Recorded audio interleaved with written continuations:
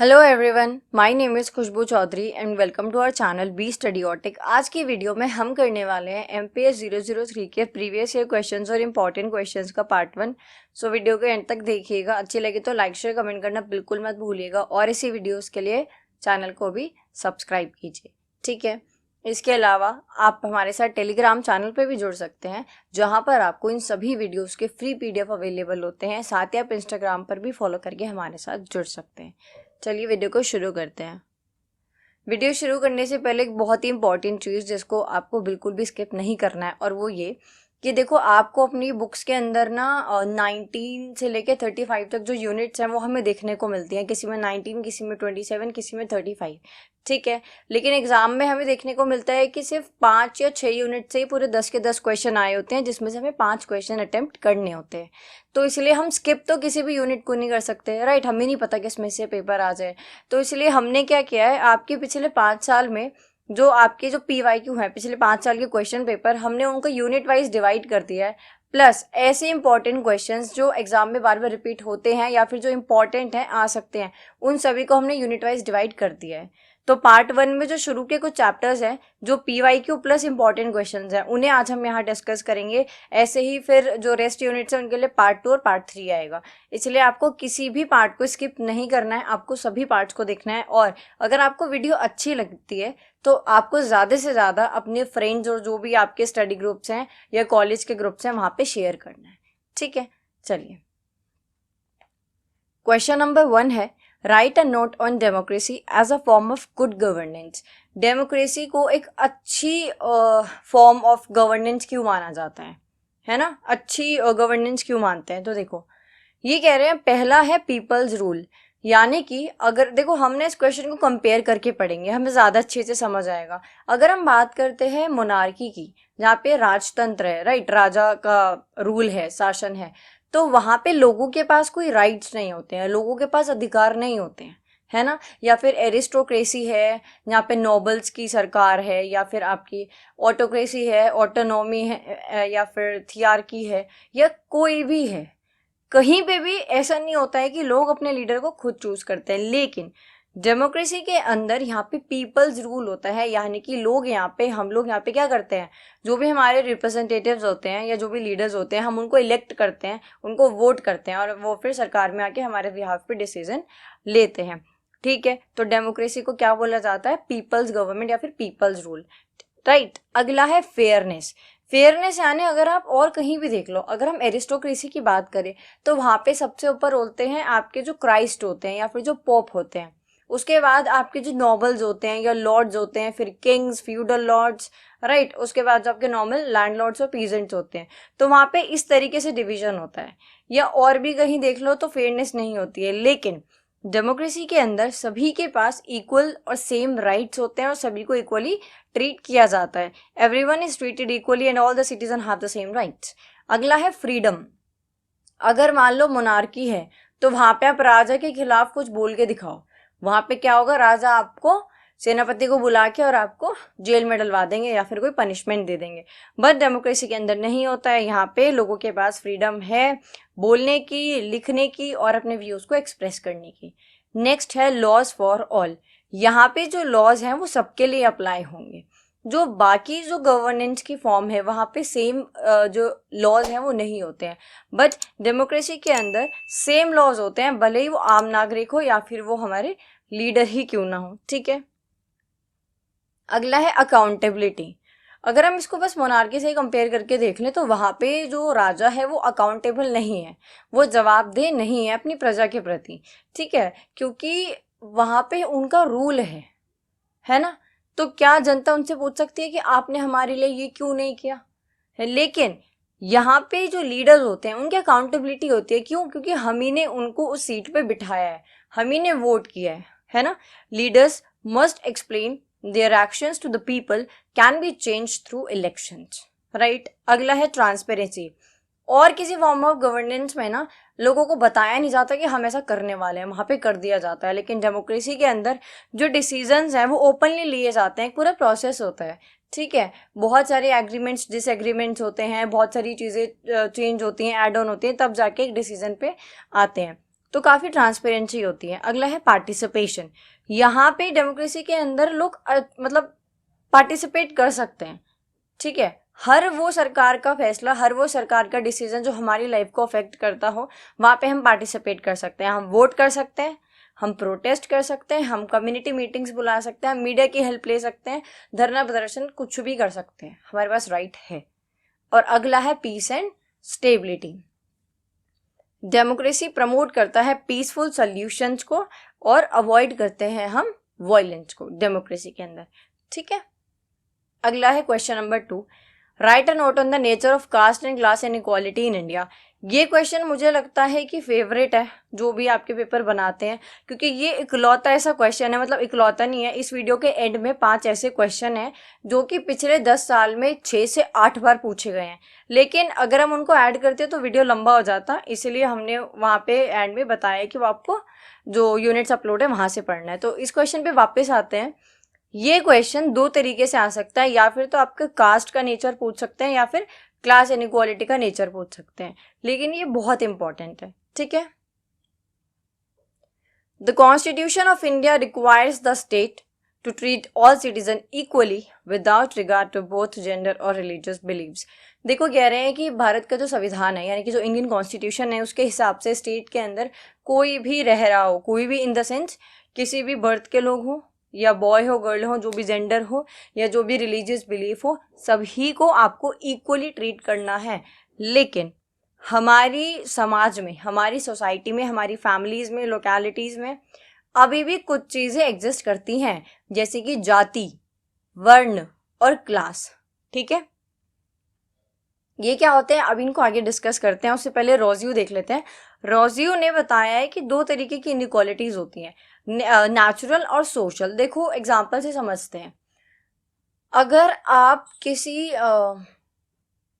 शूद्र फैमिली में आपका जन्म हुआ है, तो वो आपका डिसीजन नहीं है, वो नेचुरली आपका जन्म हुआ है, ठीक है। लेकिन क्योंकि आप शूद्र क्लास से या फिर कास्ट से बिलोंग करते हो, इसको लेके समाज में आपको आगे जाके इनइक्वालिटी या डिस्क्रिमिनेशन फेस करना पड़े, तो ये क्या है, ये सोशल इनइक्वालिटी है। या फिर एक और एग्जांपल ले लो कि अगर आप एक लड़की पैदा हुए हो, राइट, या फिर आप एक लड़के पैदा हुए हो, तो ये डिसीजन आपका नहीं था कि आपको लड़की बनना है लड़का, ये नेचुरल इनइक्वालिटी है कि आप लड़की हो या आप लड़के हो। लेकिन अगर इस चीज़ को लेके आगे जाके समाज में आपको भेदभाव मिलता है देखने को, इनइक्वालिटी, डिस्क्रिमिनेशन या जो भी स्टीरियोटाइप्स सोसाइटी में एग्जिस्ट करते हैं, तो वो क्या है, वो आपकी सोशल इनइक्वालिटी है, ठीक है। पहले देखते हैं nature of caste inequality in India. Caste inequality को समझने के लिए हमें वर्ण सिस्टम को समझना होगा, जिसने हमारी जो कास्ट है उनको डिवाइड किया हुआ है। वर्ण सिस्टम क्या होता है, ये बेसिकली हिंदू रिलीजन के अंदर हमें देखने को मिलता है। देखो, सबसे पहले होते हैं ब्राह्मण्स, राइट। ब्राह्मण्स कौन होते हैं, प्रीस्ट होते हैं, पंडित होते हैं, स्कॉलर्स, टीचर्स, जिनको वेदों का ज्ञान हो, ठीक है। अगले होते हैं क्षत्रियास। क्षत्रियास होते हैं जो कि वॉरियर्स होते हैं, किंग्स होते हैं, रूलर्स होते हैं, ठीक है, लीडर होते हैं। अगले हैं वैश्य। वैश्य कौन होते हैं, ये होते हैं ट्रेडर्स, मर्चेंट्स, बिजनेसमैन, ठीक है। अगले हैं शूद्रास। शूद्रास जो है वो हमारी सर्विस क्लास है, यानी कि जो ऊपर की 3 क्लासेस हैं उनको सर्विस प्रोवाइड कराने का काम जो है वो शूद्रास करते हैं, ठीक है। लेकिन हमारे समाज में इस कंसेप्ट को प्योरिटी और पोल्यूशन में बांटा हुआ है। ऐसा माना जाता है कि जो ब्राह्मण, क्षत्रिय, वैश्य, यानी ऊपर की जो ये 3 क्लास हैं, 3 वर्ण हैं, ये प्योर कंसिडर किए जाते हैं, और जो शूद्रास हैं उनको इम्प्योर, यानी कि उनको पोल्यूटेड कंसिडर किया जाता है। इस चीज़ को और ज़्यादा समझाया हुआ है लुई डुमॉन, जो कि एक फ्रेंच स्कॉलर हैं और राइटर हैं फेमस बुक के होमो हायरार्कियस, उन्होंने उस बुक में, ठीक है। बाकी आप एग्जाम्पल भी इसमें लिख के आ सकते हो कास्ट इनइक्वालिटी को लेके, कि पहले के टाइम पे जो शूद्रास हैं, जो हमारी सर्विस क्लास है, उनको सोसाइटी में बहुत सारी चीज़ें अलाउड नहीं थी, जैसे पढ़ना, सेम रोड पे चलना, सेम कुएं से पानी लेना, या जॉब्स मिलना, और ये सारी चीज़ें, ठीक है। तो ऐसे आप एग्जाम्पल्स लिख सकते हो, बट एग्जाम्पल्स ऐसे लिखना जो किसी के सेंटिमेंट्स को हर्ट ना करें, ठीक है। अगला है nature of class inequality in India. जब भी हम क्लास इनइक्वालिटी की बात करते हैं तो हमारे दिमाग में कार्ल मार्क्स का नाम आता है, क्योंकि उन्होंने ही बताया है कि हमारी सोसाइटी में इकोनॉमिक इनइक्वालिटी होती है। वो क्या होती है, एक रिच और एक पुअर के बीच का जो गैप होता है, वो रिच कौन होता है, वो जिसके पास ज़्यादा मनी, ज़्यादा पावर या फिर ज़्यादा रिसोर्सेज होते हैं देन अदर्स, ठीक है। सोसाइटी में तीन तरीके की जो क्लासेस है वो दिखने को मिलती हैं, वैसे 3 नहीं 5 है, ठीक है। पहली होती है जो सबसे नीचे होती है पुअर क्लास। पुअर क्लास के ऊपर होती है मिडिल क्लास, मिडिल में भी एक लोअर मिडिल होते हैं, एक अपर मिडिल होते हैं, ठीक है। और उसके बाद हमारे होते हैं रिच क्लास, ठीक है। ये 3 क्लासेज है मेजरली जो हमें समाज के अंदर देखने को मिलती है। पहला है reason for class inequality. Class inequality का रीजन क्या है? ऑल्दो बहुत सारे रीजन हैं, जैसे कि unequal access to education and job, कि जॉब और एजुकेशन का अनइक्वल एक्सेस जो है। अब ये कैसे है, इसको हम इफेक्ट्स वाले में समझेंगे अभी, ठीक है। अगला है low wages for many workers, कि बहुत सारे वर्कर्स को जो लो वेजेस मिलते हैं। अब देखते हैं इफेक्ट्स ऑफ क्लास इनइक्वालिटी, और रीजन वाले पॉइंट को भी समझेंगे। ये कह रहे हैं कि जो पुअर पीपल होते हैं उन्हें बहुत ज़्यादा स्ट्रगल करना पड़ता है फूड, हेल्थ केयर, एजुकेशन और बेसिक नीड्स को फुलफिल करने के लिए। वहीं पे जो रिच क्लास है, जो रिच पीपल है, वो एंजॉय करते हैं बेटर लिविंग कंडीशंस, इवन बहुत ही अच्छी लिविंग कंडीशंस, ठीक है। उनके पास ज़्यादा अपॉर्चुनिटीज होती है। The gap between rich and poor keeps increasing, और यहीं से जो गैप है वो बढ़ता चला जाता है। कैसे बढ़ता चला जाता है, देखो एग्जाम्पल की मदद से समझते हैं। एक कोई पुअर फैमिली है जहाँ पे एक जन कमाने वाला है और 6-7 जन फैमिली में है, पेरेंट्स, वाइफ, बच्चे, सारी चीज़ें, ठीक है। वहाँ पे वो जो बच्चा होगा उसको पढ़ाई करवाना तो वो फैमिली अफोर्ड नहीं कर पाएगी, बट अगर वो बहुत मेहनत के बाद भी उस बच्चे को पढ़ा रहे हैं तो एक टाइम ऐसा आएगा कि उस बच्चे को स्कूल से निकलवा लिया जाएगा फैमिली की हेल्प कराने के लिए, ठीक है। तो वहां पे उस बच्चे की पढ़ाई रुक गई। अब क्या हो रहा है, फैमिली के मेंबर भी बढ़ रहे हैं, महंगाई भी बढ़ रही है, लेकिन पैसा जो है वो घट रहा है, वो इतना है ही नहीं, तो वो और ज्यादा गरीबी की तरफ चले जाएंगे। अब यहाँ पे जो रिच है उसने अच्छा स्कूल में अच्छी स्कूलिंग उसको मिली, अच्छे ट्यूटर से वो पढ़ा, है ना, और अच्छी स्किल्स उसने सीखी, आगे जाके अच्छी जॉब ली, अच्छा बिजनेस किया, तो वो उसकी फैमिली जो थी वो और ज्यादा अमीर हो गई। तो ऐसे ये जो गैप है ना, ये बहुत ज्यादा बढ़ता जा रहा है, ठीक है। अब देखते हैं अर्बन वर्सेस रूरल। ऐसा मानना है कि जो सिटीज है वहां पे ज्यादा जॉब्स और फैसिलिटीज हैं, लेकिन विलेजेस में कम है। वहां पे क्या है, बेसिक सर्विसेज भी बहुत ही कम है। देखो सिटीज के अंदर हमें एमएनसीज देखने को मिल जाती हैं, या फिर आपके मॉल्स होते हैं, एमएनसी होती हैं, बहुत सारी ऑर्गेनाइजेशन, इंस्टीट्यूशंस होते हैं, कोचिंग्स होती हैं, हॉस्पिटल्स होते हैं, मतलब जॉब मिल जाती है। बट गाँव में यानी कि विलेजेस में बहुत ही कम ऑप्शंस होते हैं, तो यहाँ पे भी एक गैप बढ़ जाता है। अगला है education and employment. Rich family can afford good school and private tutor, poor children में drop out early to support their family. देखो वही वाली चीज आ गई ना, कि जो रिच फैमिली है वो अच्छे स्कूल और प्राइवेट ट्यूटर अफोर्ड करते हैं, बट पुअर चिल्ड्रन को ड्रॉप आउट करा दिया जाता है क्योंकि उसको अपनी फैमिली की हेल्प करनी है, right. Good jobs often go to people with higher education, लेकिन अच्छी नौकरी किसको मिलेगी, जिसके पास अच्छी पढ़ाई लिखाई होगी, और वो किसको मिली है, वो रिच वाले बच्चे ने ली है, पुअर वाले उसको अफोर्ड नहीं कर पाए, ठीक है। अगला है गवर्नमेंट क्या क्या एफर्ट्स ले रही है, तो स्कीम्स जैसे कि फ्री एजुकेशन प्रोवाइड कराना, इसके अलावा फूड, है ना, मिड डे मील्स जो होती हैं, पीडीएस भी इसमें काम करता है, और सब्सिडीज, एम्प्लॉयमेंट प्रोग्राम, ये सारी चीज़ें जो पुअर हैं, जो पॉवर्टी में जी रहे हैं, उनको ऊपर उठाने के लिए और ये जो गैप है इसको कम करने के लिए गवर्नमेंट स्टेप्स लेती है, ठीक है।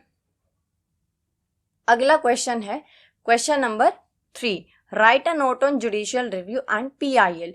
जुडिशियल रिव्यू और पीआईएल यानी कि पब्लिक इंटरेस्ट लिटिगेशन क्या होता है, देखते हैं। देखो जुडिशियल रिव्यू एक तरीके की पावर होती है जो कि कोर्ट के पास होती है।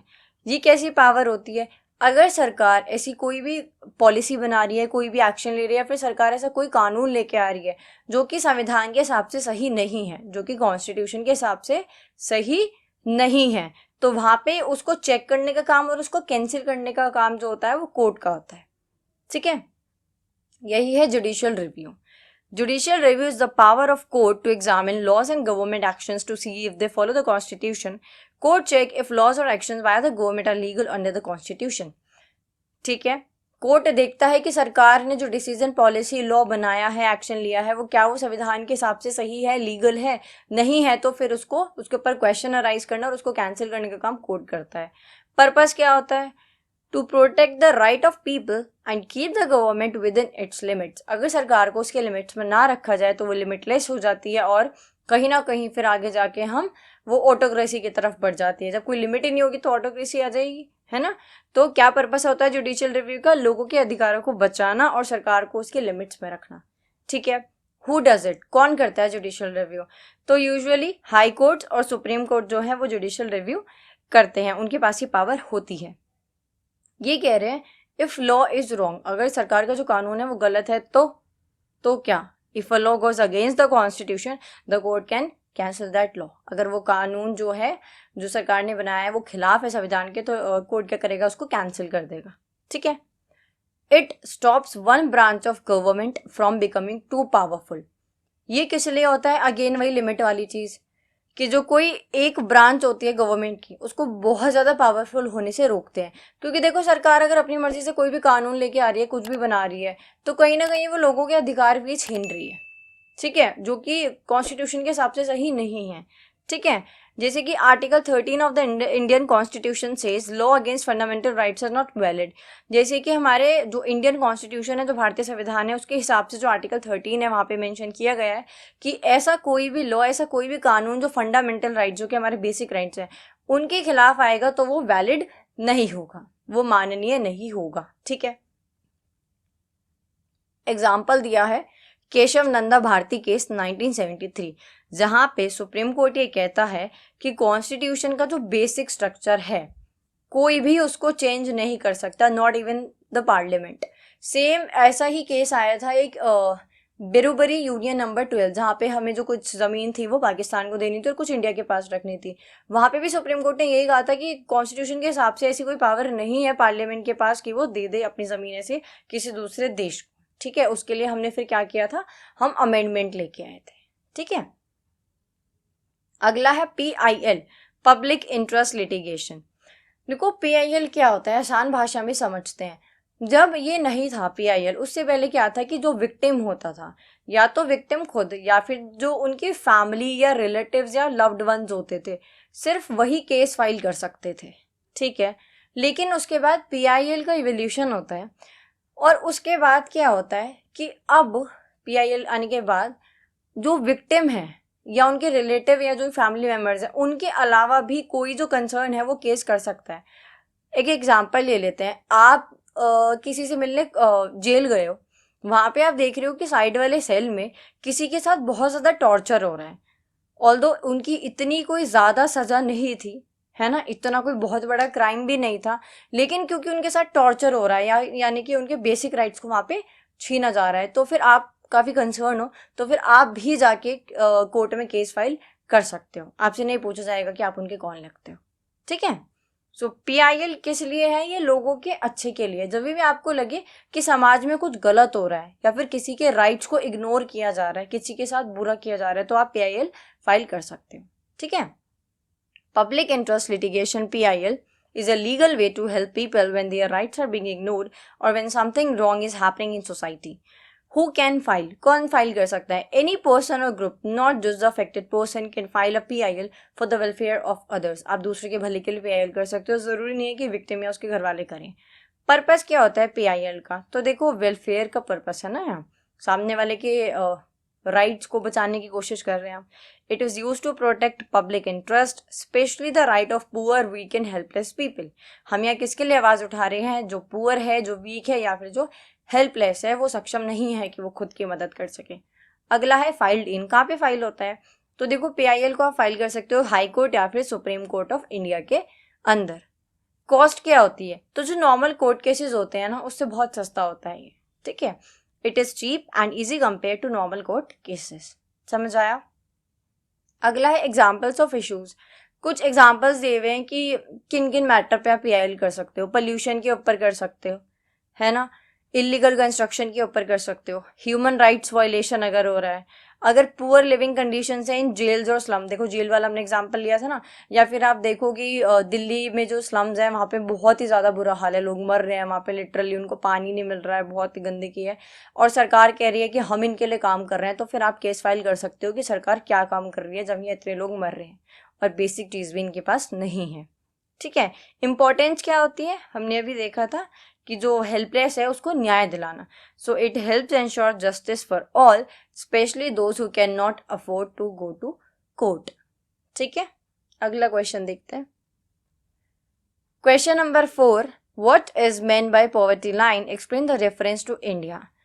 इंडिया के रेफरेंस से बताना है पॉवर्टी लाइन क्या होती है, गरीबी रेखा क्या होती है। देखो, पॉवर्टी लाइन क्या होती है, एक अमाउंट सेट किया गया है, अगर महीने पे एक इंसान इतना कमा रहा है तो वो क्या है, वो ठीक है, मतलब, है ना।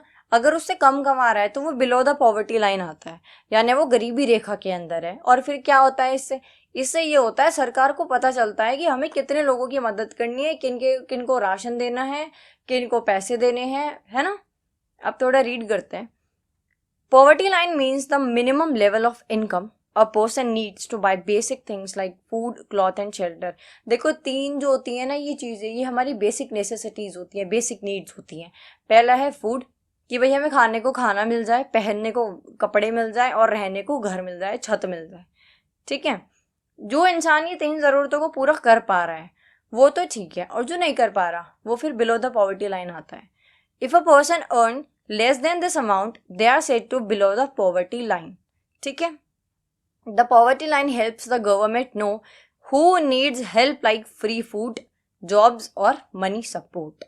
In India, the poverty line is decided based on how much money a person needs every month to buy enough food and basic needs. ठीक है, तो इंडिया के अंदर क्या होता है कि जो पॉवर्टी लाइन है उसको इस बेस पे डिसाइड किया जाता है कि एक व्यक्ति, एक इंसान महीने का कितना पैसा कमा रहा है, या फिर उसको कितना पैसा महीने का कमाना चाहिए कि वो अपनी ये तीनों चीज़ें फुलफिल कर सकें, ठीक है। ये गाँव में अलग है, यानी विलेजेस में अलग है, और सिटीज़ में, शहरों में अलग है, क्योंकि भाई अलग अलग कॉस्ट है हर जगह। गाँव में कोई चीज़ अगर 10 रुपए की मिल रही है तो शहर में वो तुम्हें 30-40 की मिलेगी, ठीक है। 2011-12 का जो प्लानिंग कमीशन था उसके हिसाब से विलेजेस के अंदर 816 रुपये पर मंथ और सिटीज़ के अंदर 1000 रुपीज़ पर मंथ अगर कोई कमा रहा है तो ठीक है, वरना तो वो बिलो द पॉवर्टी लाइन आता है। ध्यान से पढ़ो, ये 2011 और 12 की बात है। अब तक तो ये प्राइस बहुत ही बढ़ चुका है, ठीक है। These numbers change over time, इस प्राइस को, अब महंगाई बहुत ज़्यादा बढ़ गई है तो ये प्राइस भी बढ़ गया है। अगला है, अब हमारी सरकार ऐसे कौन से स्टेप्स ले रही है, कौन से मेजर्स ले रही है जिससे कि वो पॉवर्टी को रिड्यूस कर सके, लोगों को इस बीपीएल लाइन से बाहर ला सके। पहला है जॉब प्रोग्राम, जैसे कि स्कीम्स, जैसे कि मनरेगा, जहाँ पे हर साल जो विलेज में पुअर पीपल हैं उनको 100 डेज तक काम दिया जाता है और उसके लिए उनको पे किया जाता है। स्कीम्स लाइक मनरेगा give 100 days of work every year to poor people in villages, ठीक है।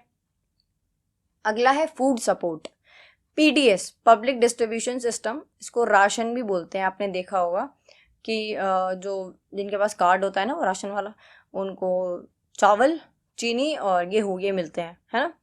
Through the public distribution system poor families get cheap rice, wheat and sugar. अब चीप यहाँ पे क्या है कि क्वालिटी बहुत ज़्यादा अच्छी नहीं होती है, लेकिन यहाँ पे क्या है, लोगों को यहाँ पे मिल जाता है, मतलब राशन कार्ड दिखाने पे।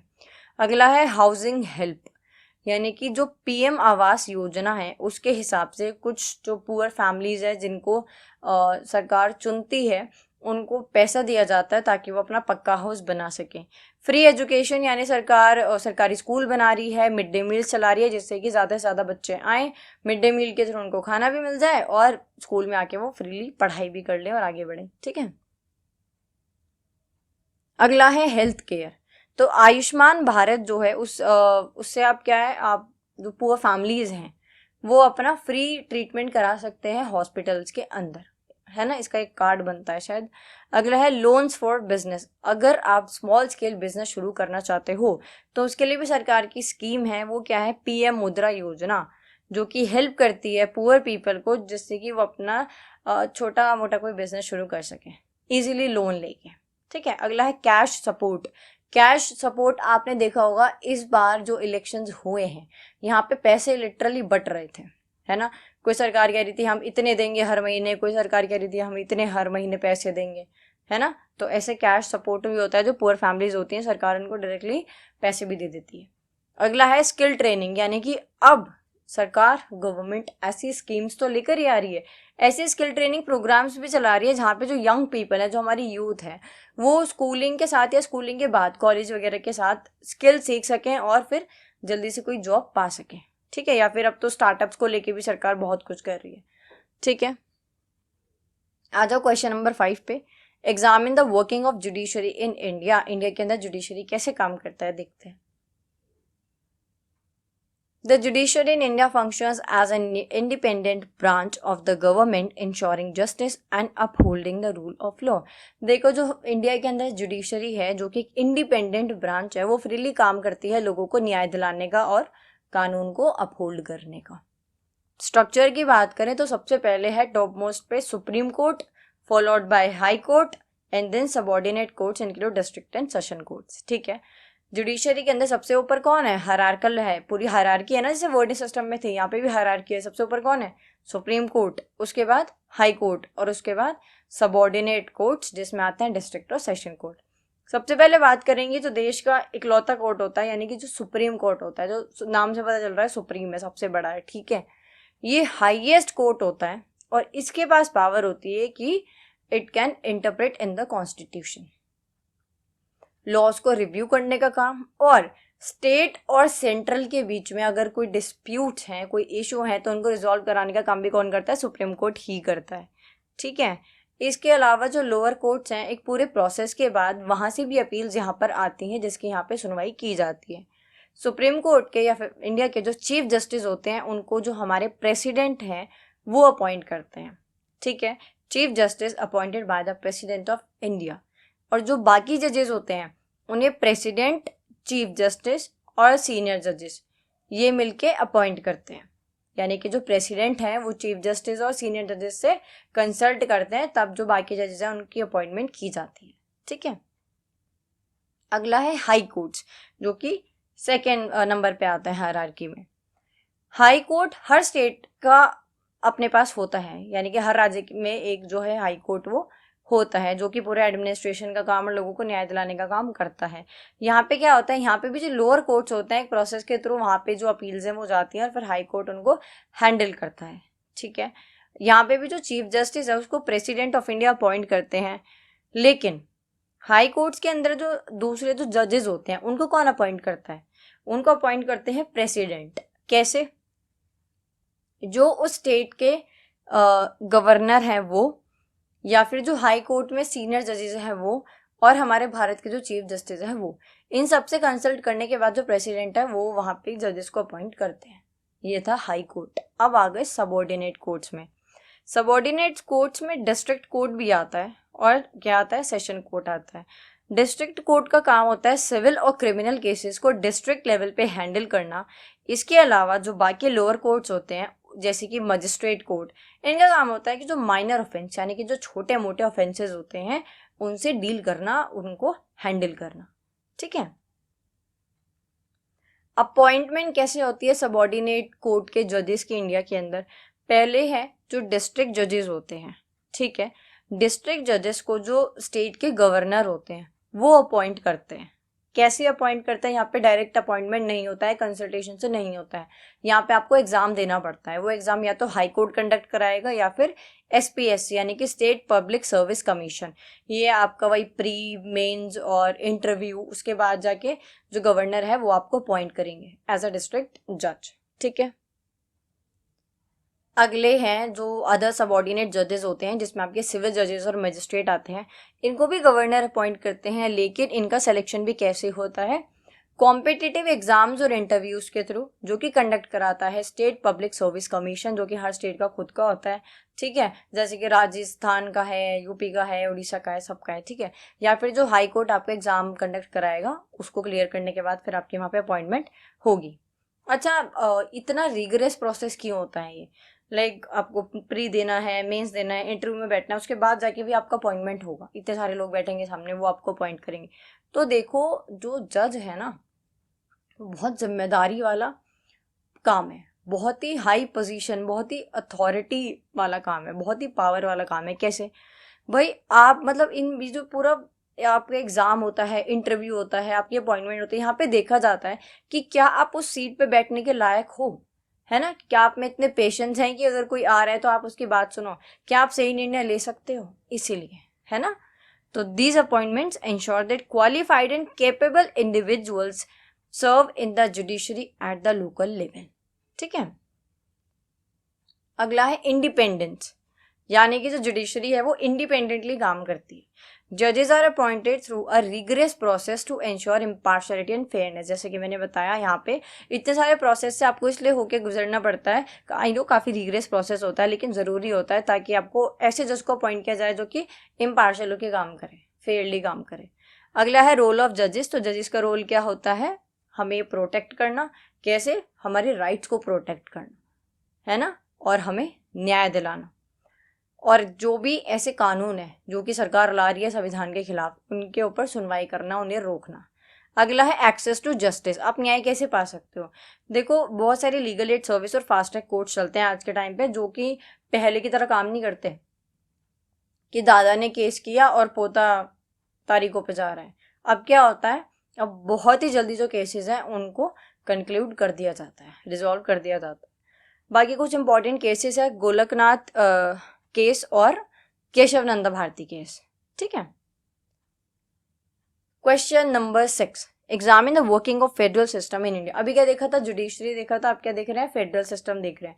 देखो पार्ट 2 और पार्ट 3 जो आएंगे वो भी इंपॉर्टेंट है, लेकिन ये जो वीडियो है ना, इसमें जो भी क्वेश्चंस है उनको हम गारंटी आप ले सकते हैं कि 2 क्वेश्चन या 3 क्वेश्चन इस पार्ट 1 में से आपको एग्जाम में देखने को मिल सकते हैं। ठीक है, तो इसलिए आप अच्छे से देख के जाना। India's federal system divides power between the central and state government, ensuring both level have specific area of authority। देखो इसको ऐसे समझो कि आपके घर में कोई बर्थडे है या कोई शादी है, तो वहाँ पे अगर आप काम डिवाइड कर लेते हो कि भाई गेस्ट लिस्ट और मेन्यू तुम लोग तैयार कर लेना, लोकेशन तुम देख लेना, शॉपिंग मैं देख लूँगी, है ना, तो चीज़ें सॉर्टेड रहती हैं। वरना क्या होगा, ओवरलैप हो जाएगा। एंड टाइम पे आप लोग क्या करोगे कि अरे ये काम मुझे लगा तुमने कर दिया होगा, मुझे लगा तुमने कर दिया होगा। तो बिल्कुल ऐसा होता है, जो फेडरल सिस्टम है यहाँ पे पावर्स होती हैं उनको डिवाइड कर दिया जाता है, यानी कि स्टेट को अपने काम दिए गए हैं कि वो तुम अपना काम करो और सेंट्रल तुम अपना, जिससे यहाँ पे ब्लेम गेम ना हो सके कि स्टेट नहीं सर की स्टेट कोई काम नहीं कर रही, क्यों, क्योंकि वो सेंट्रल के ऊपर बोल रही है कि ये तो इनका काम था, इनको करना चाहिए था, है ना। इसीलिए यहाँ पे क्या है, पावर का बंटवारा कर दिया है, बस और कुछ नहीं है। So India federal system divide power between central and state, ये हम पढ़ चुके हैं। अगला है, India does not follow a rigid form of federal system, truly unique in its nature, it is rather a blend of federal form and unitary forms of government. India के अंदर federal system को follow किया जाता है, लेकिन देखो बहुत ही rigorously या बहुत ही रिजिड फॉर्म में हम इसको नहीं फॉलो करते हैं। ठीक है, यहाँ पे ब्लेंड है फेडरल फॉर्म का, यूनिटरी फॉर्म्स का, क्यों, कैसे, वो हम अगली स्लाइड पे देखेंगे। स्ट्रक्चर की बात कर लेते हैं। सेंट्रल गवर्नमेंट हैंडल करती है नेशनल मैटर्स को। नेशनल मैटर्स क्या होते हैं, डिफेंस, फॉरेन अफेयर्स और atomic energy etcetera. State government handle करती है लोकल इश्यूज को। लोकल इश्यूज कौन से, जैसे कि पुलिस, पब्लिक हेल्थ और एग्रीकल्चर। नेक्स्ट है कंकरेंट लिस्ट। कंकरेंट लिस्ट के अंदर ऐसे सब्जेक्ट्स होते हैं जिसपे स्टेट और सेंटर दोनों मिलके काम करते हैं।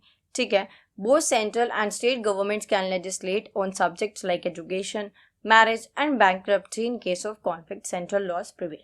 ठीक है, अब है डिस्ट्रीब्यूशन ऑफ पावर, यानी कि पावर का बंटवारा किसने किया और कैसे कर रखा है। ठीक है, तो जो हमारा कॉन्स्टिट्यूशन है वहां पे 3 लिस्ट दी हुई है, यूनियन लिस्ट, स्टेट लिस्ट और कंकरेंट लिस्ट। यूनियन लिस्ट में वो काम है जो सेंटर को करने होते हैं, स्टेट लिस्ट में वो सब्जेक्ट्स होते हैं जो स्टेट को करने होते हैं, कंकरेंट लिस्ट में वो काम होते हैं जिन पे दोनों को काम करना होता है, मिलके कर लो या कैसे कर लो। This division prevents overlap and ensure clarity on who governs what, कि किसको क्या काम करना है उसकी क्लैरिटी यहाँ पे दी हुई है।